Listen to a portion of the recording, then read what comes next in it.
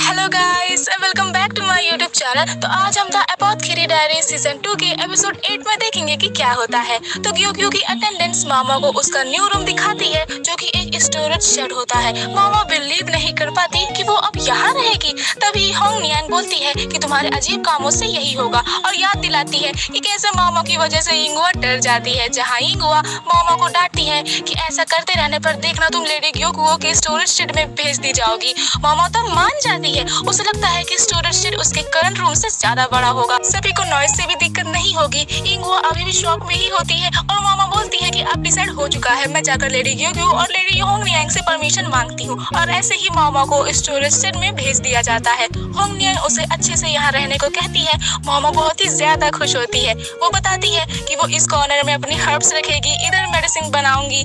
इसके बाद मामा और अटेंडेंस बात कर रही होती है। वो सब बिलीव नहीं कर पाती कि मामा सच में वहाँ रहेगी। उनको लगता है कि ये सब यिंगुआ के कारण हुआ है, पर यिंगुआ बोलती है कि ये सब मामा ने लेडी होंग नियांग से बोला था। मामा हाँ बोलती है और कहती है कि उसके लिए वहाँ रहना काफी कन्वीनियंट है। यिंगुआ मामा को बग्स अब पकड़ने से मना करती है क्योंकि ये काफी डेंजरस है। तो मामा बोलती है कि वो एक्चुअली लिजर्ड टेल्स पकड़ रही है और उसने जब से यिंगुआ बेहोश हुई है तब से कुछ नहीं पकड़ा। यिंगुआ नहीं मानती। वो बोलती है कि क्या सच में, क्योंकि यहाँ एक रूमर चल रही है कि एक स्ट्रेंज कोड लेडी बटरफ्लाई हंसते हंसते पकड़ती है। मामा बोलती है कि ऐसा उसने नहीं किया और सोचती है कि उसने मॉस जरूर पकड़ा, पर ये तो जॉब के लिए था, पर मैं कभी हंसी नहीं ऐसा करते टाइम। और तभी उसे शीशु की याद आ जाती है और वो सोचती है कि अब ये सीरियस मैटर है। वो श्योलन से पूछती है कि उसने शीशु को देखा क्या। वो बोलती है कि वो लड़की कभी भी गायब हो जाएगी और प्रकट हो जाएगी। ये कहकर वो वहाँ की मेट से पूछती है कि किसी ने शीशु को देखा क्या। तो एक मेट बोलती है कि शायद उसने देखा तो है। मामा भी जानने को आ जाती है पर वो मेट्स चुप हो जाती है। मामा को लगता है कि शायद वो कॉन्सर्ट के अंदर काम करती है, शायद इसलिए वो लोग ना बोल रही हो। मामा सोचती है कि श्योलन सभी को इक्वली ट्रीट करती है जो कि यहाँ रेयर है, और सोचती है कि शायद वो उन्हें कुछ दे दे इन्फॉर्मेशन लेने के लिए, और जिनसी की दी हुई रुमाल उन्हें दे देती है। वो लोग बोलते हैं कि क्या ये उन्हीं की रुमाल है जिन्हें हम सोच रहे हैं, लॉर्ड जिनसी की। मामा उन्हें ये दे देती है और इन्फॉर्मेशन मांगती है। इसके बाद मामा शीशु से मिलने निकल जाती है। मिट्स के बताने पर शीशु मोस्टली नॉर्थन साइड में दिखती है। मामा को याद आता है कि वो यहाँ शीशु से एक बार मिल चुकी है, शायद ये उसकी फेवरेट स्पॉट होगी। वो शीशु को ढूंढती है, उसे मच्छर काट लेते हैं। मामा सोचती है कि उसे यहाँ दवा ले आनी चाहिए थी। और इधर मामा को मार्वल ऑफ पेरू मिल जाते हैं। वो सोचती है कि वो छोटे में कॉर्सेंस के साथ इन्हें तोड़ने जाती थी पाउडर बनाने के लिए, लेकिन फेस पाउडर नहीं, अबॉर्शन पिल बनाने के लिए। और सोचती है कि शिन परफ्यूम नहीं यूज करती थी। शिन लेडी ली हुआ को कॉन्सर्ट से रिप्लेस करना चाहती थी। उन्हें प्रेगनेंसी से हटाना स्ट्रेंज नहीं है, बट स्टिल वो लेडी ली हुआ के लिए अबॉर्शन पिल बनाने के लिए परफ्यूम यूज करती थी, जिसका मतलब है लेडी ग्योकुओ ही बस एम्परर का फेवर नहीं पा रही है। ये पॉसिबल है कि लेडी ली हुआ भी अब प्रेग्नेंट है, पर ये अजीब बात नहीं है उस चीज की। कॉर्सेंस का अबॉर्शन पिल बनाना और भी चीजों से हो सकता है, लाइक पोनीज, बल्सम, मार्वल और पेरू के अलावा। ये फ्लावर मोस्टली रेयर पैलेस में मिल जाएंगे, पर फिर भी शिन ने इंग्रेडिएंट्स कैरावन के ही यूज किए। मतलब कोई है जो शिन को ये सब सिखाया है और वो इसी रेयर पैलेस में होगा। तभी मामा को आवाज आती है और शीशु बग्स को पकड़ती हुई दिख जाती है, इधर उधर हंसते हंसते। मामा सोचती है कि ये थोड़ा इंसल्टिंग है क्योंकि इसको लोग मुझे समझ रहे हैं। और तभी एक बग मामा के सर में आ जाता है। शीशु उसे पकड़ लेती है। मामा यही सोचती है कि इसे पक्का बग्स बहुत पसंद होंगे। इसके बाद मामा अपने बाल धोने लग जाती है और वहाँ शीशु आ जाती है। मामा उससे वो बग्स के बारे में पूछती है तो शीशु उसे बेंच में ले जाती है और उन बग्स के बारे में बताने लगती है कि वो ईस्ट से हैं, वो आवाज निकालते हैं अपने विंग्स रगड़कर, ये भी पक्का गुड से आ गए होंगे जैसे मॉथ्स आए थे। ये थोड़ा कॉकरोच जैसे दिखते हैं पर ये अलग है। मामा सोचने लग जाती है कि उसे ये नहीं पूछना चाहिए था। तभी वहाँ एक आवाज आती है। मामा देखती है कि वहाँ से इम्प्रेस डोवाजर निकल रही है। मामा ने उन्हें पिछली बार गार्डन पार्टी में देखा था। वो काफी यंग लग रही होती है। मामा बिलीव नहीं कर पाती कि वो एम्परर की माँ होती है। शीशु बताती है कि वो शायद क्लिनिक जा रही है। वो कहती है कि वो क्लिनिक अनऑफिशियल है जो कोड लेडीज रन करती हैं। मामा को पता होता है और शीशु कहती है कि वो क्लिनिक डोवाजर ने बनवाया है। ये काफी पहले की बात है जब उनके पास पावर थी, लेकिन इसे वो ऑफिशियल नहीं बना पाई। इम्प्रेस डोवाजर कितनी काइंड है ना। प्लस ये स्लेवरी और उलंग बनना भी बैन करवाती है। मामा सोचती है कि ये ह्यूमैनिटी के पॉइंट ऑफ व्यू से स्लेवरी हटाना अच्छा है, बट वो मेड्स जो खुद को यूज करती है पैसे पाने को एम्प्लॉयमेंट के लिए ठीक है। स्टिल एक बाहरी के लिए मेड्स और स्लेव के बीच में अंतर लगाना काफी मुश्किल होगा। ग्रेनी बताती थी कि वो काफी नर्वस थी जब ये लागू हुआ। स्लेवरी हट तो गई, पर अभी भी ये चलता है दूसरे नाम से। इसके बाद शिशु बोलती है कि अब उसे जाना चाहिए और मामा को भी यही बोलती है। मामा सोचती है कि इम्प्रेस डोवाजर क्लिनिक की तरफ जा रही है, तो क्या क्रिस्टल पवेलियन के कांड की वजह से तो नहीं? अगर डोवाजर इन्वॉल्व है इसमें तो पक्का अब मेडिकल सिस्टम में पैलेस में कुछ होगा। मामा ये सुनना पसंद करेगी, पर वो अटेंडेंस ऐसा उसे करने नहीं देगी। फिर मामा भी शिशु को बाय कहती है और सोचती है कि इन दिनों वो बहुत लोगों को गुस्सा दिला रही है। इसके बाद वो जेल पवेलियन में साफ सफाई करती है, जहाँ वो डांट खाती है अगेन एंड अगेन। पर अनदर अटेंडेंस भी होंग नियांग से डांट खाती है। वो सोचती है कि क्या कोई आने वाला है यहाँ, और शाम को लेडी क्यों लेडी आंशी का वेलकम करती है, यानी इम्प्रेस डोवाजर। लेडी आंशी क्यों की हेल्थ पूछती है। मामा सोचती है कि उन्हें लेडी क्यों की प्रेगनेंसी पता है क्या, इसका मतलब ये काफी ट्रस्टेड पर्सन है। मामा सोचती है कि mother in law and daughter in law की जगह ये दोनों अच्छे दोस्त लगते हैं, पर थोड़ा एज गैप बड़ा है बस।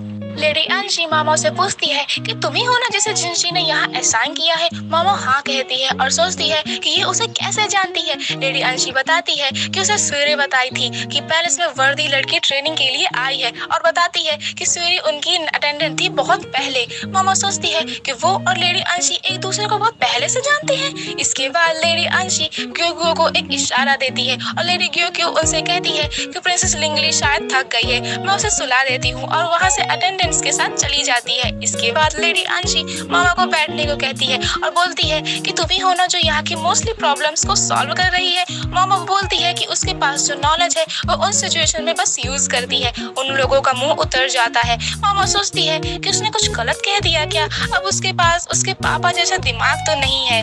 लेडी अंशी ठीक है बोलती है और कहती है कि तुम अपनी यही नॉलेज से बताना कि तुम क्या समझती हो। मैं चाहती हूँ कि तुम एक चीज इन्वेस्टिगेट करो। वो बोलती है कि क्या उन्होंने लेट एम्परर को कोई श्राप दे दिया था क्या। मामा चौंक जाती है और इसके बाद जब वो अपने रूम में होती है तो यही सोच रही होती है। लेडी अंशी का ऐसा सोचना गलत नहीं है। मामा ने प्रीवियस एम्परर के बारे में कभी कुछ अच्छा नहीं सुना था। फूलिश ब्रदर, पपेट एम्प्रेस रेगनेंट का, डीप विटेड लॉर्ड, पर जो सबसे ज्यादा जानी जाने वाली चीज थी वो ये थी कि उन्हें यंग लड़कियां काफी अट्रैक्टिव लगती थी। इवन शादी के प्रस्ताव के लिए एप्रोप्रिएट एज की लड़कियां आती थी, पर वो सबसे यंगेस्ट चुनते थे। इम्प्रेस डोवाजर के पेट में एक निशान है। जब उन्होंने करंट एम्परर को जन्म दिया था उनकी बॉडी फुल डेवलप नहीं थी, तो उनके पास कोई चॉइस नहीं थी पेट को कटवाने की, और जो इस चीज के लिए उलंग बन गया उनका ऑपरेशन करने के लिए वो मेरे पोर पापा थे। शायद यही सैक्रिफाइसेस की वजह से करंट एम्परर हेल्दी है। फिर इम्प्रेस डोवाजर ने इंपीरियर यंगर ब्रदर को जन्म दिया, जहाँ तक वो मामा से 1 साल बड़ा है। जब इम्प्रेस डोवाजर बर्थ दी थी तो वो 30 साल की थी। वो यंग गर्ल तो नहीं थी। फिर तो जो प्रिंस है क्या वो फॉर्मर एम्परर का बेटा हुआ। मामा सोचती है कि अगर उसने यही तेज से बोला तो उसे सजा दे दी जाएगी। इसके बाद कुछ दिन में इम्प्रेस डोवाजर ने एक टी पार्टी अरेंज कर दी, जहाँ 4 हाई रैंकिंग कंसर्ट्स इनवाइटेड थी। होंग नियांग लेडी क्यों को रेस्ट करने को कहती है, क्योंकि अभी भी टी पार्टी के स्टार्ट होने में टाइम था। वो लोग बोलते हैं कि इम्प्रेस डोवाजर क्या प्लान कर रही है, एक टी पार्टी और सर रेयर पैलेस की, पर वो फिर भी इनर कोर्ट के अंदर ही है। प्लस वो मैजेस्टी का ही रेजिडेंस है। यही तो इसे और शॉकिंग बनाता है। हम ऐसे प्लेस में नहीं गए हैं। इम्प्रेस डोवाजर को भी ये पता है कि लेडी क्यों प्रेग्नेंट है, फिर भी क्यों वो लोग यही बातें करते हैं। मामा सोचती है कि लेडी क्यों की प्रेगनेंसी अभी भी सीक्रेट है, पर टी पार्टी में सभी कोई ना कोई इन्फॉर्मेशन जरूर लेंगी। लेडी ली हुआ ऐसा नहीं करेंगी, क्योंकि वो भी इसी सिचुएशन में है। वो ऐसा काम नहीं करती जो उनकी डिग्निटी डुबाए। लेडी क्यों भी लड़ाई नहीं करेंगी उनसे। लेडी लीशु भी ऐसा कुछ नहीं कह पाएंगी। जो कुछ ऐसा कह सकता है वो लेडी लॉलन ही है, उनकी पर्सनैलिटी की वजह से। इसके बाद होंग नियांग मामा को बुलाती है और बोलती है कि आज मामा तुम्हारा जगह मैं पॉइजन टेस्ट करूंगी। मामा मान जाती है। वो सोचती है कि इम्प्रेस डोवाजर का पॉइजन टेस्टर ना बुलाना मतलब वो अपने अटेंडीज पर कितना ट्रस्ट करती है साबित करता है। होंग नियांग बोलती है कि तुमको फिर भी चलना पड़ेगा, तुम्हें इम्प्रेस डोवाजर ने बुलाया है, क्या फिर से कुछ हो गया है। मामा उनकी पुरानी बात सोचती है। होंग नियांग बोलती है कि अच्छा होता मैं तुमसे ये कहीं और पूछती, और वार्निंग देती है कि वो लेडी क्यों को ब्रिट बिट्रे ना करे। मोमो डर जाती है और बोलती है कि उसका लेडी ग्योग्यो को बिट्रे करने का कोई इंटेंशन नहीं है। होंगनिंग ठीक है बोलती है और बोलती है कि वो भी मामा से अच्छी रिलेशनशिप रखना चाहती है। मामा सोचती है कि शायद इसीलिए लेडी होंगनिंग बेस्ट है हेड अटेंडेंट बनने को लेडी ग्योग्यो की। इसके बाद मामा इम्प्रेस टुवाजर के पास जाती है और सोचती है कि उन्होंने उसे वो कर्ज वाली बात के लिए ही बुलाया होगा, जो मामा को असिस्ट करती है। वो बताती है कि करंट रेयर पैलेस के पहले यही प्लेस रेयर पैलेस था। मामा सोचती है कि यहाँ बहुत कम लोग हैं, फिर भी ये जगह कितनी साफ है, वहाँ के गार्डन भी बहुत अच्छे लग रहे होते हैं। इसके बाद वो उसे एक रूम में ले आती है और बताती है कि किसी को भी इसके अंदर जाने की परमिशन नहीं है और उस रूम से अजीब स्मेल आ रही होती है। वो बताती है कि ये रूम लेट इम्प्रेस रिंगनेन का है, जो पहले अटेंडेंट थी, फिर लोअर रैंक कॉन्सर्ट बन गई। ये प्लेस जहाँ लेट एम्परर बड़े हुए और दोनों ने अपनी अंतिम सांसें यही ली। इसके बाद वो दोनों दूसरे रूम में चले जाते हैं और वहाँ की विंडो से टी पार्टी देखते हैं। वो असिस्ट बताती है उनके आखिरी सालों में लेट एम्परर उसी रूम में रहने लगते हैं। उनकी माँ यानी लेट इम्प्रेस रिंगनेन वो दोनों इस रूम में मोस्टली टाइम स्पेंड करते थे। शायद यादों के कारण ही वो भी उसी रूम में रहने लगे और अपनी माँ की तरह ही अंतिम सांसें ले ली इम्प्रेस रिंगनेन की इसी रूम में। मामा बोलती है कि उसको पूछना तो नहीं चाहिए, पर वो पूछ लेती है कि लेट एम्परर पार्टिकुलरली यंग तो नहीं थे ना उस टाइम। वो बताती है कि उन्होंने अच्छी जिंदगी जी, तो वो ओल्ड एज में ही गुजर गए। तो मामा बोलती है कि फिर इम्प्रेस टुवाजर क्यों मानती है कि ये कोई श्राप था। वो असिस्ट बताती है कि उन्होंने भी इम्प्रेस टुवाजर को बोला था कि इसमें कोई श्राप नहीं है, पर इम्प्रेस टुवाजर बोलती है कि उन्होंने श्राप दिया था एम्परर को कि वो जल्दी मर जाए। मामा पूछती है कि इसका कोई सॉलिड प्रूफ है क्या, तो वो बताती है कि लेट एम्परर की बॉडी को एक कॉफिन में बंद कर दिया गया है। उसी साल मैजेस्टी और लेडी अंशी उन्हें विजिट करने आए और जब कॉफिन ओपन किया गया तो लेट एम्परर वैसे के वैसे ही थे। मामा चौंक जाती है। वो असिस्ट बोलती है कि जब लेट एम्प्रेस रिंगनेन की बॉडी को देखा गया तो मैं बता नहीं सकती कि उनकी हालत कैसी थी। मामा सोचती है कि ऐसा नहीं होना चाहिए था, हम ह्यूमंस इन अर्थ में विलीन हो जाएंगे, चाहे वो कोई नॉवेल हो या कोई किसान, ये फेट हम सबके लिए सेम है। इसके बाद वो असिस्ट मामा को बोलती है कि वो जल्द से जल्द इस चीज के बारे में इन्वेस्टिगेट करे। मामा मान जाती है, पर उसकी भी एक रिक्वेस्ट होती है। तो गाइस वो रिक्वेस्ट क्या होगी, क्या उसमें जिनशी शामिल होगा, देखते हैं नेक्स्ट एपिसोड में। अगर आपको ये एपिसोड पसंद आया हो तो चैनल को सब्सक्राइब जरूर करें। Thanks for watching this video.